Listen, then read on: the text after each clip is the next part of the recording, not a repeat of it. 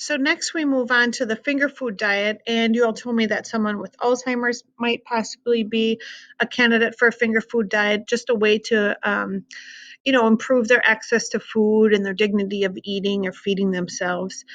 This might be indicated for somebody who just had a cardiac catheterization procedure where they're required to lie flat for a certain number of hours so that their body is able to process that dye that's injected into them.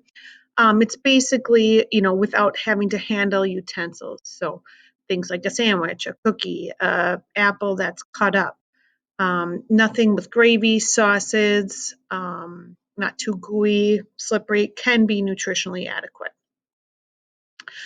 So next we're going to move into liver disease, and I encourage you to turn to your text on page 115 to look at the functions of the liver. You have a short list here where we're undergoing in a process called gluconeogenesis, which is the making of glucose. You med termers, you know that already. The liver also makes triglycerides, that's this TG abbreviation. It also makes cholesterol. So this is a good thing to remember, that you need to have a liver to make cholesterol. So any plant-based food or food product, avocado, corn oil, peanut butter, those are always going to be cholesterol-free because those foods do not have a liver. You need a liver to make cholesterol. The liver is also making proteins, and then you all know the liver's main function is removing those excess drugs and hormones. Just a really cool organ and vital in a lot of functions in our body. But let's talk about some of the things that can be affected nutritionally with our liver. So we have what's called the term fatty liver. There are several ways that this could be described in a medical journal or in a medical chart. We might see it as abbreviated as NASH, N-A-S-H, which is why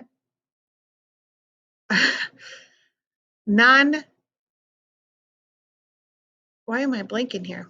Non-alcoholic steatohepatitis. Sorry, non-alcoholic steatohepatitis. Okay, this is the most extreme form of fatty liver. More common would be the acronym NAFLD, which is non-alcoholic fatty liver disease. Typically with either one of these, the NASH or the NAFLD, we see this in a middle-aged person who's overweight or obese. They have high triglycerides, high cholesterol, and prediabetes or existing diabetes. This can be reversed. So, patients shouldn't, or clients shouldn't really panic if they get this. They can do some lifestyle changes that can decrease that fatty liver. So weight loss, cutting back on fatty foods and high carbohydrate foods can decrease that fatty liver. Remember, we see here that poor protein intake. Remember in our discussion about protein, that kwashiorkor, those kids in underdeveloped countries that were eating a diet that was calorically sufficient but inadequate in protein developed that fatty liver. So that's where they got those real distended bellies, even in the midst of some malnutrition. Next, we go to hepatitis, which is basically defined as the inflammation of the liver.